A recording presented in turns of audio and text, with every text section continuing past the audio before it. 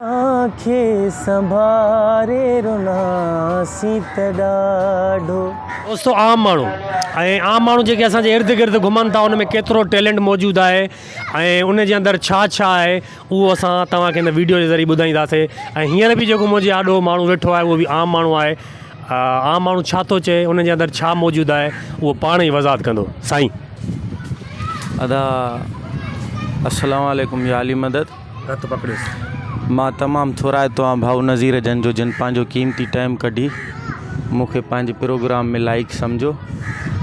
मां हिकु पाण आम माण्हू आहियां, सब्ज़ी जो कारोबार कंदो आहियां। मां पाण लाड़काणो ज़िलो तालको रतोदेरो शहर नोंदेरो जो आहियां, मोहतरमा जे शहर जो आहियां। भाऊ मूंखे अॼु टाइम ॾिनो आहे। मुंहिंजे अंदर में जेको टैलेंट आहे उहो अवाम जे आॾो अॼोके प्रोग्राम में ज़ाहिर करण जे लाइ थोरो कीमती टाइम भाऊ ॾिनो आहे। त इंशाअल्लाह जेको असांजो हाल आहे असां संगत जे आॾो पेश कंदासीं। जेको अंदर में आहे उहो ॿाहिरि कढंदो। सही आहे। जेको असांजे अंदर में आहे उहो पंहिंजो टैलेंट असांजो अवाम जे साम्हूं रखंदासीं। ऐं आम माण्हू तव्हांजे इर्द गिर्द बि घुमंदा हूंदा। सो अॼु भाऊजन जे अंदर में छा आहे, भाऊजन पाण सब्ज़ी जो कारोबार कंदा आहिनि, रेडी हलाईंदा आहिनि ऐं गॾो गॾु हिकिड़ो ॻाइण जो शौक़ु आहे, सुठो शाइर बि आहे। भाऊ खां शाइरी ॿुधंदासीं ऐं बग़ैर तव्हांजो टाइम ज़ाया कंदे ॻाल्हि खे अॻिते वधाईंदासीं। जी भाउ कुझु ॿुधाइणु चाहियो तव्हां? हिते बसि हणी छॾियो। मां पंहिंजी शाइरी मां हिकिड़ो ग़मगीन गज़ल आहे उहो तव्हांजे आॾो पेश कंदुमि। जेको हाल आहे सो हाज़ुर आहे।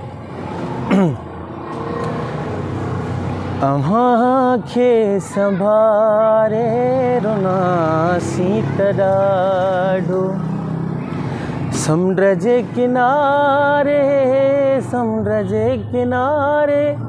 रुनासी तॾाढो। आंखें संभारे रुनासी तॾाढो। जन्म ॾींहं ते बि हुआसीं अकेला, जन्म ॾींहं ते बि हुआसीं अकेला। ॾिया पाण ॿारे रुनासी तॾाढो। अव्हांखे संभारे रुनासी तॾाढो। जॾहिं मौत जो सॾु थियो शेख आहे, जॾहिं मौत जो सॾु थियो शेख आहे। सजाद खे पुकारे रुनासी तॾाढो। अव्हांखे संभारे रुनासी तॾाढो। प्रोग्राम अञा अदाजन सां हले थो। तव्हांखे इंशाअल्लाह अॻिते हिकु ॿ गज़ल ॿियो बि ॿुधाईंदासीं। सो भाऊ नज़ीर सां थोरो बहितरीनु आवाज़ ऐं भाऊ जी पंहिंजी शाइरी जे हिसाब सां हुनजो आवाज़ बि तव्हां ॿुधो, शाइरी बि ॿुधी।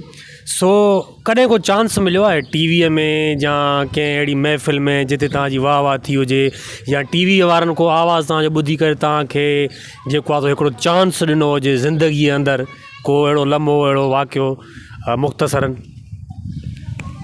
अदा पहिरीं ॻाल्हि थी आहे त अॼुकल्ह ॾिसो था त पैसे जी वठि वठां लॻी पई आहे।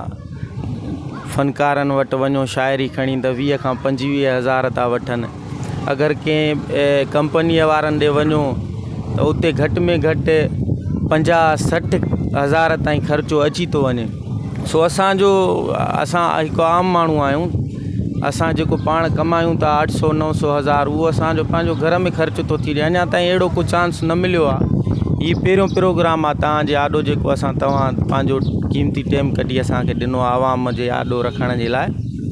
सो इंशाअल्लाह कोशिशि कंदा अचूं था ऐं कंदा रहंदासीं।